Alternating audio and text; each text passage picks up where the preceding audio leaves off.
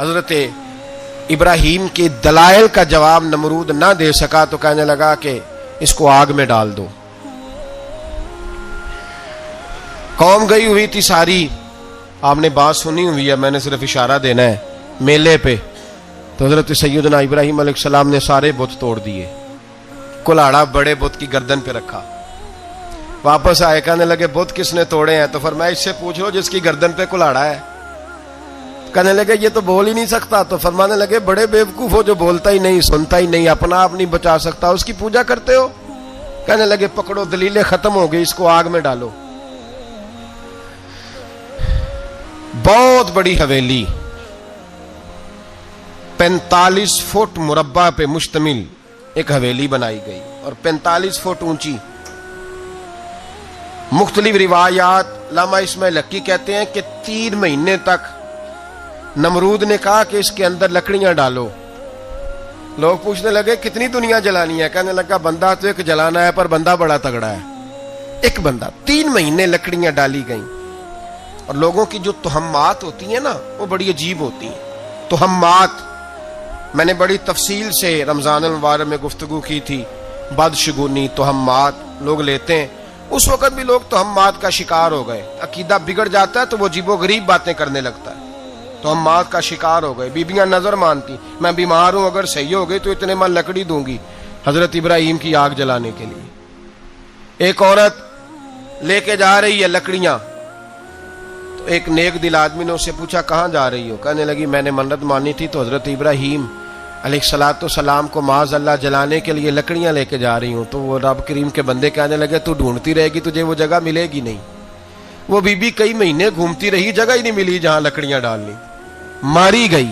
تہمات کا شکار ہوئے بہت سارے لوگ. تہمات کا بھائی, تہمات دین کے اندر منع ہے. تہمات دین میں کوئی نظر ماننا, کوئی کسی بزرگ کے مزار پہ جا کے سالے ثواب کے لیے کوئی چیز ماننا, یہ تو درست ہوا. لیکن غیر شرعی نظریں مان لینا کہ میں آ کے گرد چکر لگاؤں گا, میں جناب وہاں جا کے یہ والا تماشا کروں گا, میں دھاگا باندھوں گا, میں رسا کاٹوں گا, میں وہاں گندے اور سے پانی پیوں گا, ان کی شریعت اجازت؟ یہ تہمات ہیں, بدشگونی ہے. دین میں ان کی کوئی گنجائش. آپ نظر ماننے سے پہلے بھی کسی عالم سے رابطہ کریں کہ میں منت مانگنے لگاؤں تو کیسے ماننی چاہیے, اس کا طریقہ پوچھیں. ایسے ہی غلط چیز کی منت تھوڑی مان لی جائے گی. بہرحال آمدام برسرے مطلب حضرت ابراہیم کے لیے آگ جلائی گئی. 45 فٹ اونچی آگ ہے. پرندہ بھی اوپر سے گزرتا ہے تو نیچے گر جاتا ہے جل کے. اتنے دن لگا کے آگ جلائی گئی. اب حضرت ابراہیم کو جلایا جانے لگا ہے. یہاں تو موجیں ہے نا, جو کسی ادارے کا سربراہ ہے اس کے لیے موج ہے, کسی جگہ آفیسر بن گیا تو موج ہے, پیر صاحب کے لیے موج ہے, علامہ صاحب کے لیے موج ہے, خطیب صاحب کے لیے موج ہے. جلنا کس کو پڑتا ہے؟ وہ علی کوئی نہیں رہا اللہ ماشاء اللہ. وہ لوگ گزر گئے جو تکلیفیں سہ کے کام کرتے تھے, گزر گیا زمانہ. حضرت سیدنا ابراہیم علیہ السلام کو جلایا جانے لگا ہے تو اب اتنی بڑی آگ ہے تو ڈالیں کیسے؟ شیطان نے تجویز دی کہ منجنیق بناؤ. منجنیق, بڑے بڑے بانس باندھ کے ان کے نیچے رسا باندھو. وہ جس طرح جھولنے کے لیے جھولا بنایا جاتا ہے, اس طرح ایک منجنیق پرانے زمانے میں اس میں پتھر رکھ کے پھینکے جاتے تھے دشمنوں پہ. وہ منجنیق بنائی گئی کہ دور سے حضرت ابراہیم کو پھینکیں گے. ہاتھ حضرت ابراہیم کے باندھ دیے, پاؤں مبارک باندھ دیے. پوری زمین پہ ایک نام لینے والا خدا کا, اور اس کو آج رسیوں میں جکڑا ہوا ہے. جب پھینکا جانے لگا نا آگ میں, حوریں رونے لگی, فرشتے تڑپنے لگے, اے اللہ یہ کیا ہونے لگا ہے؟ ایک تیرا خلیل اور وہ بھی آگ میں. فرمایا جاؤ جا کے اس سے کہو اگر تمہاری مدد لیتا ہے تو اسے بچاؤ. ہوا کا فرشتہ آیا, کہا ابراہیم اگر تو کہے. او بھائی, ان چیزوں کو کہانی سمجھ کے نہ سنا کریں, یہ داستان نہیں. یہ وہ طریقے ہیں جو ہمارے رسول نے ہمیں اپنانے کا حکم ارشاد فرمایا ہے. جو عقیدے, یہ وہ نظریات ہیں جو ہمیں اوڑھنے کو کہا گیا. اپنے رب کریم کی رضا پہ راضی رہنے کے یہ وہ خوبصورت مواقع ہیں صوفیاء نے جن کو بنا کر سمجھا کر ہم تک پہنچایا ہے. یہ ہے اہل طریقت کی باتیں. وہ کہتے ہیں یار جس حال میں رکھے راضی رہنا ہے. حضرت ابراہیم علیہ السلام کو پھینکا جا رہا ہے, فرشتہ آیا, اے اللہ کے خلیل اگر حکم دو تو اتنی ہوا چلاؤں کہ نمرودی جل جائیں سارے. आग उन पे फेंक दी जाए। आपने फरमाया तू जा, तुझसे मुझे कोई काम नहीं।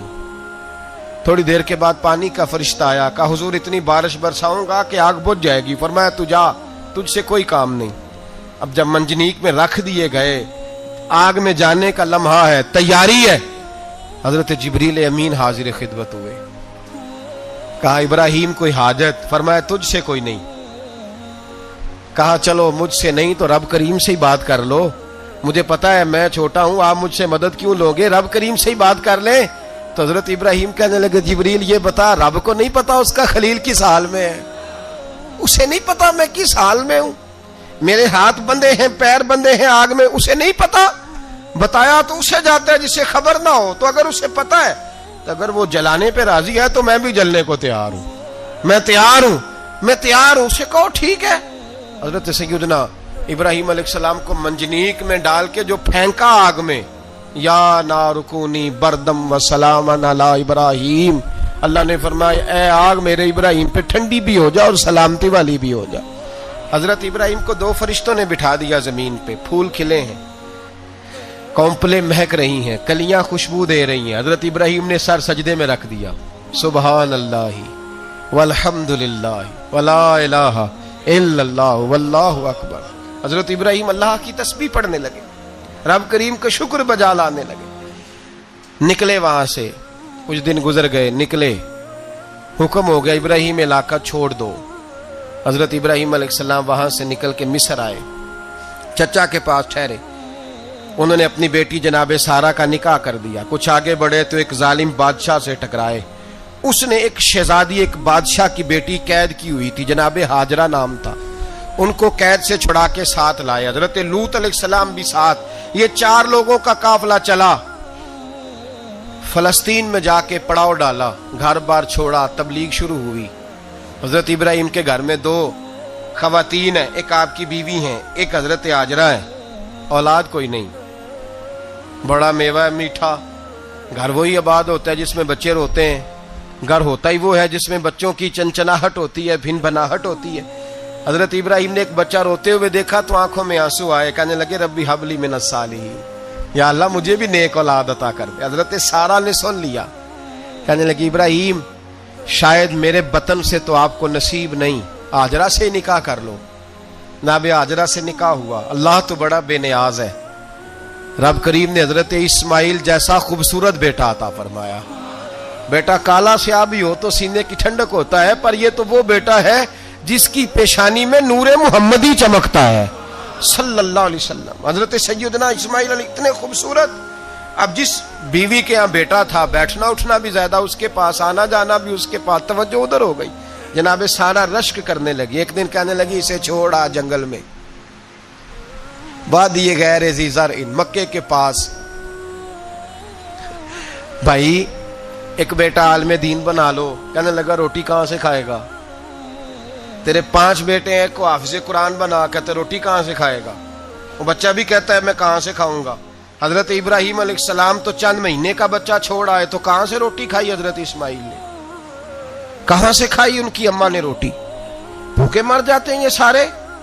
मैं बड़ी जिम्मेदारी से कहा करता हूं कि जितनी खूबसूरत रोटी अल्लाह करीम दीन के खादिमों को अता करता है शायद किसी और के नसीब होती हो, लेकिन हम लोग तवज्जो ही नहीं कर रहे, हमारा ज़ौक़ ही नहीं बन रहा, हम ये मेहनत ही नहीं कर रहे कि कौम को मुस्तनद उलमा की जरूरत है, इलाकों के इलाके खाली हैं, इधर हमारा मिजाज ही नहीं बन रहा, तवज्जो ही नहीं दीन की खातिर। और फिर चले बच्चे तो बाद की बात है ना, जो अभी खुद जवान है वो भी ये दुआ, एक साहब मुझे कहने लगे मैं दुआ मांग रहा हूं अल्लाह मुझे बेटा दे तो मैं उसे दीन पे लगाऊंगा। तो मैंने कहा आप भी बूढ़े नहीं हुए, आप खुद ही लग जाएं, बेटा तो अभी आएगा तो लगेगा ना, तो आप तो इस वक्त है तो आप तो पहले लगे ना साहब, 2 घंटे तो निकाल के आए, दीन सीखने को काफी है।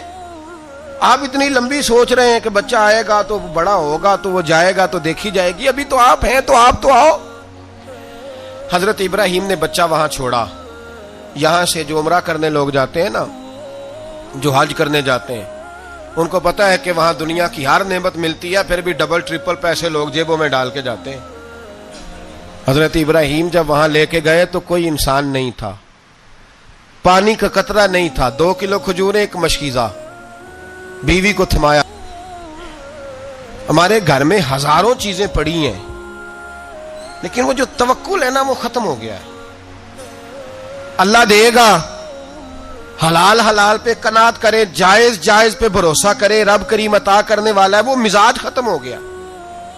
حضرت سیدنا ابراہیم علیہ السلام 2 کلو کھجوریں 1 مشکیزہ پانی کا دے کر کے اور وہاں بٹھایا آپ نے اپنے بچے کو اور اپنی زوجہ جناب ہاجرہ کو، اور بٹھا کر کے یہ واپس پلٹنے لگے تو حضرت ہاجرہ سلام اللہ علیہ نے آواز دی، کہا ابراہیم کس کے سہارے پہ چھوڑ کے جا رہے ہیں؟ جہاں آب زمزم کا کنواں ہے نا، جو لوگ گئے ہیں جنہوں نے صفا مروہ کی سعی کی ہے، صفا مروہ سے باہر نکلے نا، سرکار کی ولادت کا مقام ہے، اس جگہ پہ آب زمزم کا کنواں تھا، وہاں حضرت سیدنا ہاجرہ کو بٹھایا. کوئی چیز نہیں، کوئی درخت نہیں، کوئی کھیت نہیں، کوئی پانی نہیں، کوئی کنواں نہیں، وہاں بٹھایا اور بٹھا کر کے نکلنے لگے تو جناب ہاجرہ فرمانے لگی ابراہیم کس کے سہارے پہ چھوڑ کے جا رہے ہو؟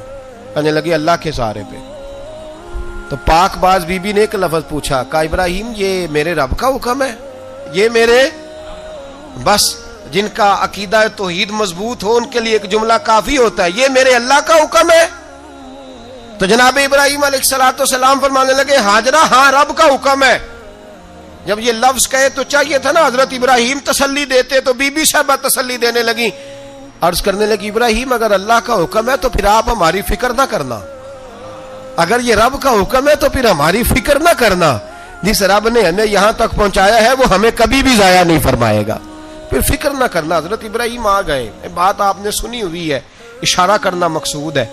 13 سال میں چلے مان بھی لیا جائے بعض روایات کی روشنی میں کہ آتے جاتے بھی رہے، لیکن مکمل دیکھ بھال اپنے بچے کی پرورش میں پورا حضرت ابراہیم علیہ السلام کا کردار، سارا کردار ماں کا تھا. میں جب خواتین کے بارے میں کوئی بات کرتا ہوں تو میں آپ کو اکثر کہتا ہوں کہ یہ صرف بیوی کے لیے حکم نہیں ہوتا، یہ ٹریننگ بیٹی کو دینی ہے اور بہن کو دینی ہے، یہ تربیت کرے اپنے گھر میں. میں تجربے کی روشنی میں یہ بات عرض کیا کرتا ہوں کہ بھائی بچے باپ کے فرما بردار اس وقت ہوتے ہیں جب اماں انہیں باپ کا فرما بردار کرتی ہے، اور بچے باپ کے نافرمان بھی تب ہوتے ہیں جب اماں انہیں باپ کا. میں نے اپنے کانوں سے سنا ایک دفعہ ایک بچہ اپنے باپ سے کہہ رہا ہے آپ نے تو ساری زندگی باہر گزار دی، پیسے کمانا کون سا مشکل کام ہے، دکھ سکھ تو سارے اماں نے برداشت کیے، سکولوں میں وہ جاتی تھی، فلانا کام وہ کرتی تھی، فلانا کام. اب یہ سوچ اس کی ذاتی تو نہیں، یہ اس کو دی گئی ہے. اور اگر اس کو یہ سوچ دے دی جائے کہ اماں کہے کہ میں تو اپنوں میں رہی ساری زندگی، میں نے تو اپنوں میں وقت گزارا، اور تیرا باپ تو کئی دفعہ جنازے بھی نہیں پڑھ سکا، اس نے تو ماں باپ ایسے دفن کر دیے، وہ اگر یہ سوچ فراہم کرے تو پھر بچہ باپ کا فرما بردار ہوتا ہے. اور یہ والی روایتیں ہم بیوی کو سناتے ہیں، حالانکہ کس کو سنانی چاہیے؟ بولیے، بہن اور بیٹی کو. بہن اور بیٹی کو سنائیں یہ باتیں، ان کو سمجھائیں تاکہ آگے جا کے وہ جو گھر ترتیب دیں وہ گھر بڑا عمدہ اور نکھرا ہوا ہو. حضرت سیدنا ابراہیم 13 سال کے بعد آئے، چونکہ گھر میں اللہ تبارک و تعالیٰ کی دوستی کا چرچا تھا، اللہ تبارک و تعالیٰ کی محبوبیت کا غلبہ تھا. 13 سال کے بعد فلما بالغ معہ سعیا، بیٹا جب اتنا بڑا ہوا کہ سال چلنے لگا تو حضرت ابراہیم نے اپنے بیٹے کو بلا کے کہا بیٹا مجھے خواب آئی ہے، میں تجھے ذبح کر رہا ہوں، تیری کیا رضا ہے؟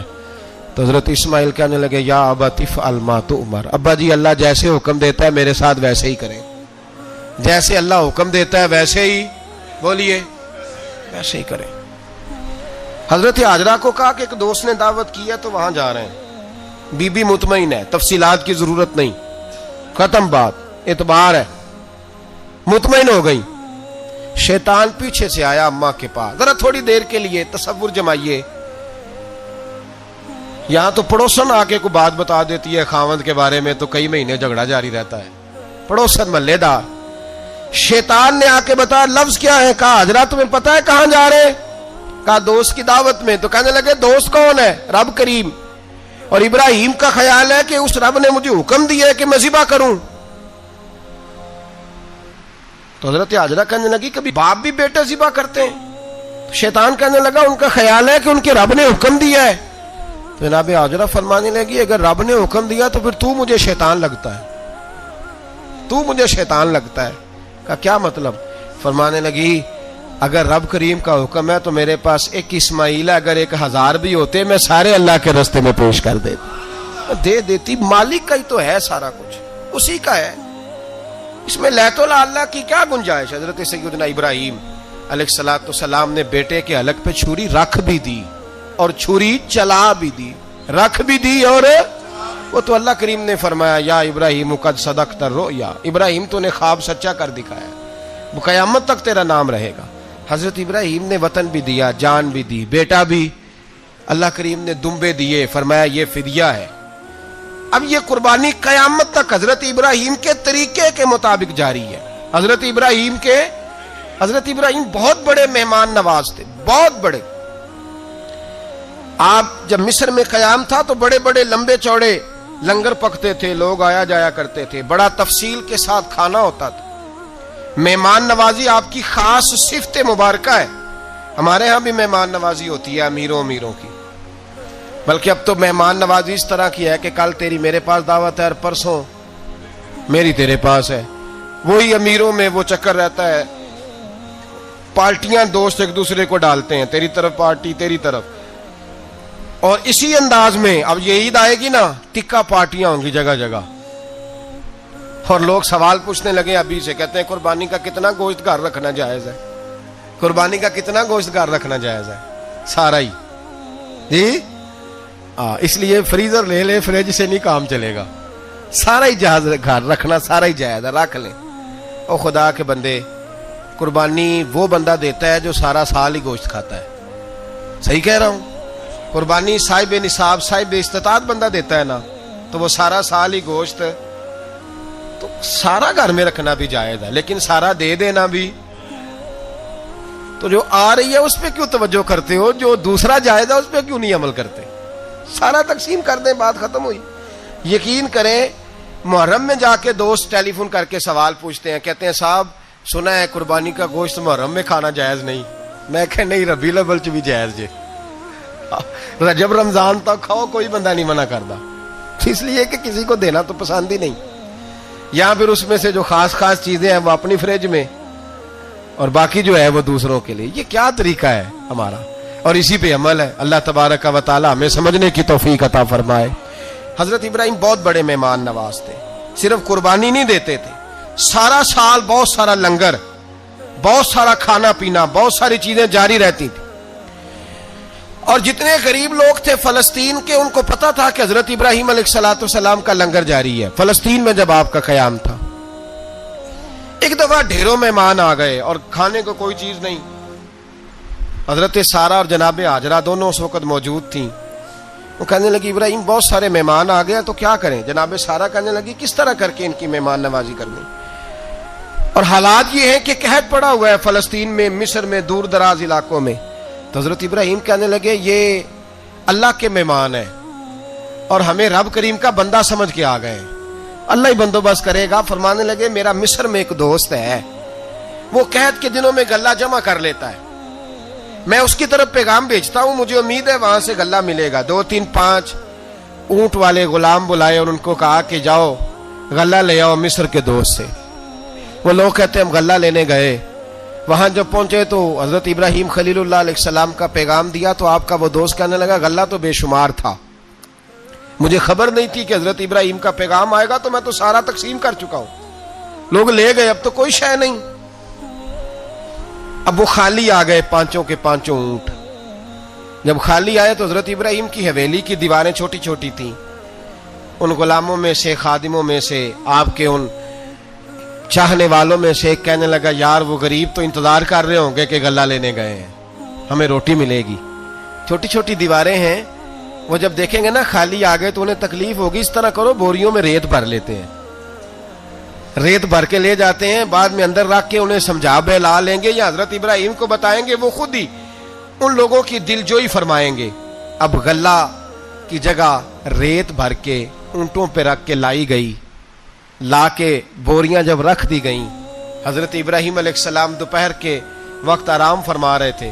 بی بی سارہ اٹھی، کہتی ہیں جب میں نے دیکھا نا کہ بوریاں پہنچ گئی ہیں تو گئی، غلام کو ساتھ لیا اور اس کو جب کھولا نا تو تو کہتی اتنی حسین گندم میں نے پہلے کبھی دیکھی نہیں تھی، اتنا پیارا دانا میں نے کبھی ملاحظہ ہی نہیں کیا تھا۔ فرماتی ہیں جب اس کو پیس کر چکی میں روٹیاں پکائیں تو خوشبو دور دور تک پھیل گئی، اعلیٰ غذا بنی، بڑے بڑے کھانے بیویوں نے مل کے پکائے، چن دیے گئے۔ حضرت ابراہیم اٹھے تو لوگ کھانا کھا رہے، سجدہ شکر ادا کیا، اور جب سجدے میں گئے تو وحی آنے لگی، پھر رونے لگے۔ جب پلٹ کر باہر تشریف لائے تو جناب سارا کہنے لگی ابراہیم تمہارا مصری یار بڑا اچھا ہے، اس نے اتنی اعلیٰ گندم بھیجی ہے کہ اتنی تو میں نے پیاری گندم کبھی دیکھی نہیں۔ جناب ابراہیم مسکرائے، فرمانے لگی سارا یہ مصری یار نے نہیں بھیجی، یہ میرے عرشی یار نے بھیجی ہے، یہ میرے عرشی یار نے بھیجی ہے۔ بھائی مہمان نوازی مزاج تھا، ہاتھ لٹا دینا مزاج تھا، دوسروں کی اشکشوئی مزاج تھا۔ حضرت ابراہیم علیہ السلام کا طریقہ ہے قربانی، حضور نے ان کا طریقہ بیان کیا۔ اگر سال کے بعد قربانی دینا ان کا طریقہ ہے تو سارا سال غریبوں کو روٹی دینا بھی حضرت ابراہیم کا طریقہ ہے، سارا سال غریب کی نوکری کرنا یہ بھی حضرت ابراہیم کا طریقہ ہے، بھوکے کو کھانا کھلانا یہ بھی۔ میرے مصطفیٰ کریم سید عالم صلی اللہ علیہ وسلم سے صحابہ نے پوچھا حضور بہترین مسلمان کون ہے؟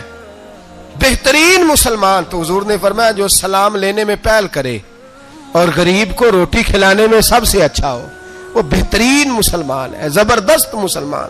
ہمارے ہاں دعوتیں ہوتی ہیں تو امیروں کی، افطاریاں تو امیروں کی، اور میرے مصطفیٰ کریم علیہ السلام نے فرمایا بدترین دعوت ہے جس میں امیر بلائے جائے غریب نہ بلائے جائے، وہ بدترین دعوت حضرت ابراہیم کا طریقہ رہا، ساری زندگی مہمان نوازی۔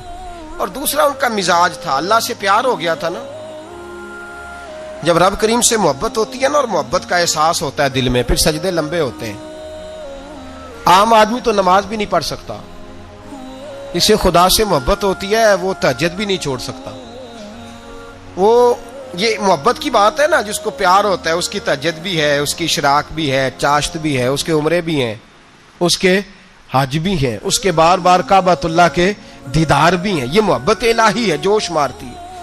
ان لوگ سجدہ کرتے ہیں تو اٹھتے ہی نہیں، اللہ کے بندوں سے پیار کرتے ہیں اللہ کی۔ حضرت ابراہیم کو رب کریم سے اتنی محبت تھی، اتنا پیار تھا کہ وہ آپ کی زندگی کے ہر پہلو سے چھلکتا تھا۔ ایک وقت ایسا آیا کہ اللہ تعالیٰ نے حضرت ابراہیم کو بہت زیادہ مال عطا فرمایا، اتنے اونٹ گنے نہیں جاتے، گائیں اتنی زیادہ کہ شمار نہیں ہوتی، بکرے بکریاں اتنی زیادہ کہ شمار، بہت زیادہ مال اللہ نے عطا فرمایا۔ اور ابھی کچھ عرصہ پہلے آپ پیچھے جائیں نا تو جو لفظ مال تھا وہ روپے پہ تو بولا ہی نہیں جاتا تھا، وہ جانوروں پہ بولا جاتا تھا۔ بہت زیادہ مال اللہ نے دیا، بکریاں، گائیں، اونٹ، بیل، بڑا کچھ۔ تو رب کریم نے فرشتوں سے فرمایا کہ واتخذ اللہ ابراہیم خلیلا، ابراہیم میرا دوست ہے۔ تو فرشتے کہنے لگے یا اللہ جسے اتنا کچھ دیا جائے اس نے دوست تو بننا ہی ہوتا ہے، تو نوازا ہی بڑا ہے، اتنا مال، اتنے کھیت کھلیان، اتنا کچھ۔ اللہ کریم نے فرمایا جاؤ آزمائش کر لو، امتحان لے لو۔ فرشتہ امتحان لینے پہنچ گیا۔ حضرت ابراہیم کے جانور چر رہے ہیں چراگاہ میں، حضرت ابراہیم بھی ہیں، غلام بھی ہیں، بہت بڑا ریوڑ ہے، آپ تشریف فرمائیں۔ ایک فرشتہ آیا تو کھیت میں چھپ کے بیٹھ گیا اور بلند آواز سے کہنے لگا سبحان اللہ والحمد للہ ولا الہ الا اللہ واللہ۔ یہ تسبیح بڑی پسند ہے، محبوب نے ان کی فضیلت بیان کی۔ اب وہ حضرت سیدنا ابراہیم علیہ السلام کھڑے تھے تو وہ کھیت میں بیٹھ کے تسبیح پڑھنے لگا سبحان اللہ والحمد للہ ولا الہ الا اللہ۔ حضرت ابراہیم کہنے لگے یہ میرے رب کا نام کون لے رہا ہے، بڑی اس کی میٹھی آواز ہے، بڑی، کون ہے؟ ڈھونڈنے لگے، گھومتے گھومتے اس کے پاس چلے گئے، فرشتہ انسانی شکل میں، تو میرے رب کا ذکر کر رہا تھا؟ اس نے کہا میں ہی کر رہا تھا۔ فرمانے لگے یار ایک دفعہ پھر نہیں کرتا؟ تو کہنے لگا ابراہیم پہلے تو میں اپنی مرضی سے کر رہا تھا، تو کہتا ہے تو پیسے لگیں گے، پیسے ہیں تو کر دیتا ہوں۔ حضرت ابراہیم کہنے لگے بول تو کیا لے گا، میرے اللہ کا ذکر سنانے کا کیا لے گا؟ کہنے لگا جتنی بکریاں آپ چرا رہے ہیں ساری دے دے تو میں اللہ کا ذکر سنا دیتا ہوں۔ اور آپ نے فرمایا بس جا تیری ساری ہوئی، میرے رب کا ذکر سنا۔ اور پھر شروع ہو گیا سبحان اللہ الحمد للہ ولا الہ الا اللہ واللہ اکبر۔ حضرت ابراہیم علیہ السلام کیف میں، یار پھر ذرا سنا، نا علما وچ پھسا سانو، تو یار دی گل سنا سانو، ذرا دوبارہ سنا۔ پھر سنایا، ایک دفعہ پھر کہا، فرشتہ کہنے لگا بس جی آپ کے پیسے پورے ہو گئے۔ حضرت ابراہیم کہنے لگے چل ایک دفعہ اور سنا. کہنے لگا پیسے لگیں گے. تو کیا لے گا؟ کہنے لگا گائیں بھینسیں ساری میری. فرمایا بس یار اتنی قیمت، تو سنا صحیح، سارا کچھ ہی تیرا. پھر شروع ہو گیا سبحان اللہ والحمدللہ ولا الہ الا اللہ واللہ اکبر. گائیں دے دیں، بھینسیں دے دیں، وہ ذکر سناتا ہے. حضرت ابراہیم کبھی مچلتے ہیں، کبھی روتے ہیں، کبھی آہیں بھرتے ہیں. تو میرے رب کا نام لے رہا ہے، ذرا پھر سے لے. کیف جاری ہے. کہنے لگا بس بھائی. حضرت ابراہیم فرمانے لگے تو اور لے لے جو لینا ہے، مجھے ذکر سنا. اس نے کہا ابراہیم بکریاں میں لے چکا، گائے بھینسیں میں لے چکا، اونٹ رہ گئے، سارے لے لوں گا پھر ذکر سناؤں گا. فرمایا جا تیرا ہوا تو ذکر سناتا رہ، میں دیتا ہوں. دے دیا. کچھ دیر ذکر کیا تو اب خاموش ہو گیا. حضرت ابراہیم خلیل اللہ علیہ السلام فرمانے لگے ذکر سنا. کہنے لگا ابراہیم اب تیرے پاس دینے کو کیا ہے، ہر چیز تو میں لے چکا. آپ فرمانے لگے یہ گائے بھینسیں بکریاں چرانے کے لیے تجھے کوئی نوکر ملازم بھی تو چاہیے نا. تو اس طرح کر مجھے رکھ لے، میں روٹی نہیں مانگوں گا، کھانا نہیں مانگوں گا، تو اللہ کا ذکر سناتا رہنا، میں تیرے جانوروں کی نوکری کرتا رہوں گا. حضرت ابراہیم علیہ السلام نے جب یہ کہا نا، فرشتے کی آنکھوں میں آنسو آ گئے. تر دامنی پہ شیخ ہماری نہ جائیے، ہم دامن نچوڑ دیں تو فرشتے وضو کریں.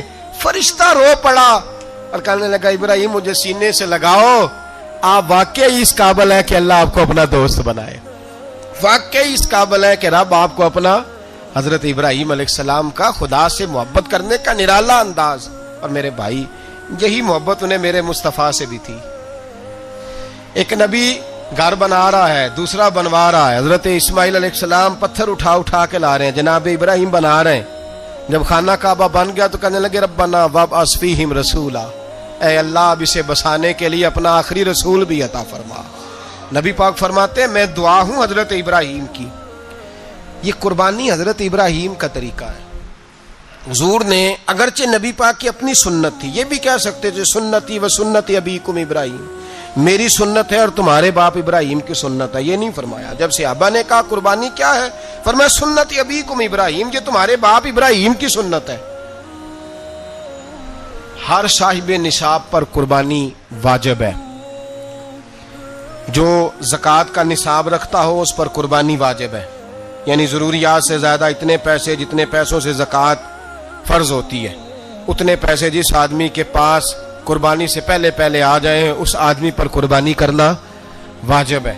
بکرا، چھترا، دمبا 1 سال کا یا دمبا 6 مہینے کا ہو پر اتنا بڑا محسوس ہوتا ہو کہ لگے کہ 1 سال کا ہے، اس کی قربانی ہو سکتی ہے. جانور میں کوئی عیب نہیں ہونا چاہیے.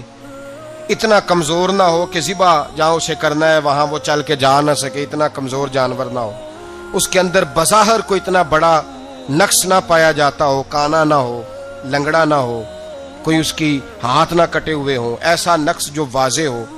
بکرا 1 سال کا، گائیں اور بھینس یہ 2 سال کی، اونٹ 5 سال کا. اب اس میں یہ ہے کہ ہمارے بہت سارے دوست چونکہ ہم دیہاتی لوگ ہیں تو پوچھتے ہیں کہ دوندا نہیں ہے تو چوگا نہیں ہے. تو یہ ہماری پنجابی کی اصطلاحات ہیں. پنجابی کی شریعت اسلامیہ نے سال بتائے ہیں. یہ تو ہم نے اپنی آسانی کے لیے یا دیہاتوں میں جو ماحول تھا اس طرح کا جانور لیں، خوبصورت جانور لیں. جو نصاب ہے وہ بھی میں نے آپ کو بتایا. لیکن ایک اور پہلو بھی ہے. نبی پاک صلی اللہ علیہ وسلم پہ زکوٰۃ کبھی فرض نہیں ہوئی، کبھی حضور پہ زکوٰۃ فرض نہیں ہوئی. نبی پاک صلی اللہ علیہ وسلم کے پاس اتنا سرمایہ کبھی اکٹھا ہوا ہی نہیں کہ زکوٰۃ فرض ہو. لیکن نبی پاک کے صحابہ فرماتے ہیں کہ مدینے کے 10 سالوں میں اللہ کے رسول نے ہر سال قربانی فرمائی ہے، ہر سال قربانی دی.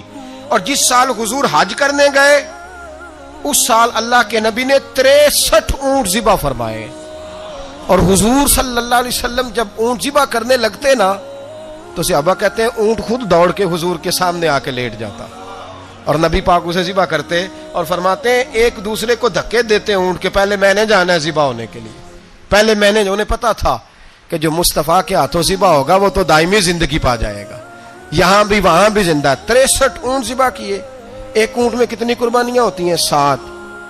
اب 63 کو 7 سے ضرب دو گے تو کتنی بنے گی؟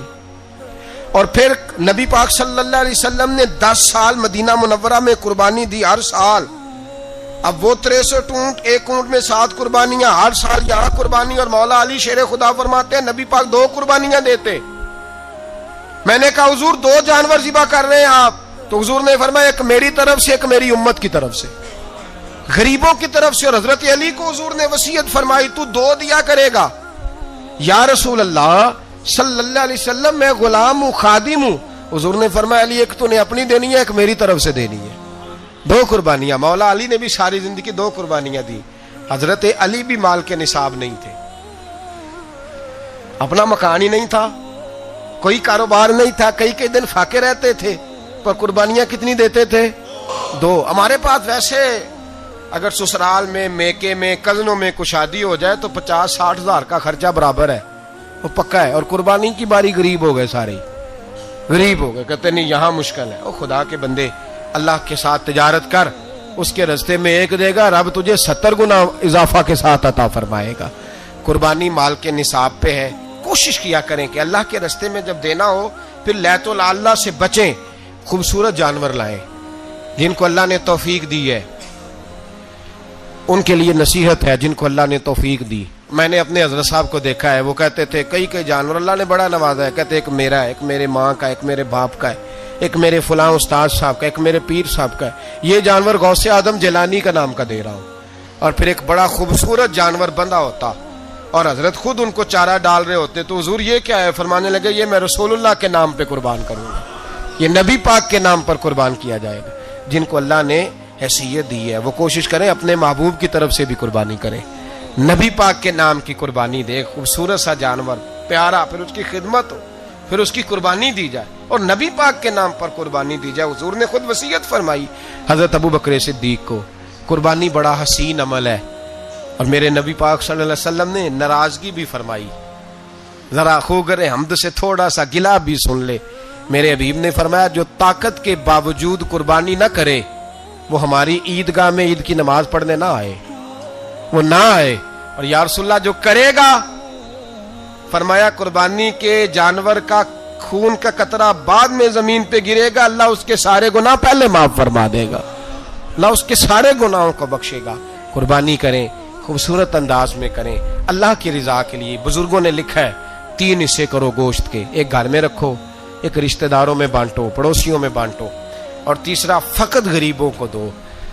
لیکن میں اکثر یہ سوچتا ہوں کہ ہمارے ہاں قربانی کرتا ہی وہ ہے جن کے گھر میں ہر جمعرات کو چھوٹا گوشت پکتا ہے، اور جن کے گھر میں ہفتے میں 3 دفعہ مرغی کا گوشت پکتا ہے، وہی تو قربانی دینے کے قابل ہوتے ہیں۔ تو وہ بھی اگر قربانی کے بکرے میں سے بھی تیسرا رکھنا چاہیں تو اجازت تو ہے، میں نے کہا سارا رکھنے کی بھی اجازت ہے، لیکن اگر آپ مہربانی کریں، کوشش کریں کہ یار ہم تو سارا سال ہی کھاتے ہیں، اور ہمارے ہاں جو گوشت تقسیم ہوتا ہے نا وہ بھی باری لگی ہوئی ہے، ادھر سے پلیٹ آئی تھی گوشت کی تو ادھر سے بھر کے چلی گئی، بھئی اس نے کی ہے، اس کو بار بار گوشت دینے کا کیا مطلب ہے؟ آپ یہ دیکھیں عزیزوں میں، رشتہ داروں میں، اور میں اگر تھوڑا سا آپ کی توجہ کرانے میں کامیاب ہو جاؤں تو سفید پوش لوگوں کو دیکھیں، کچھ سفید پوش ہیں، سفید پوش جن کے اوپر قرضے ہیں، بیماریوں نے جکڑ لیا ہے، گھر میں بڑے بڑے سخت مریض آ گئے ہیں، سفید پوش پہلے دیا کرتے تھے۔ آپ ان سے پوچھتے ہیں صاحب قربانی، تو بات کو ٹالتے ہیں، وہ کہتے ہیں سوچ رہا ہوں کوئی حصہ ڈال جائے، پردہ پوشی کرتے ہیں، کہتے ہیں کہیں حصہ رکھا ہوا ہے، پردہ پوش۔ اکثر وہ لوگ قربانی نہیں دے پاتے، اکثر دیا کرتے تھے اب نہیں دے پا رہے، کیوں؟ اس لیے کہ مشکلات ایسی آ گئیں۔ ان لوگوں کا خیال کریں، ان کے گھروں تک گوشت پہنچا کے آئیں، ان پر توجہ کریں۔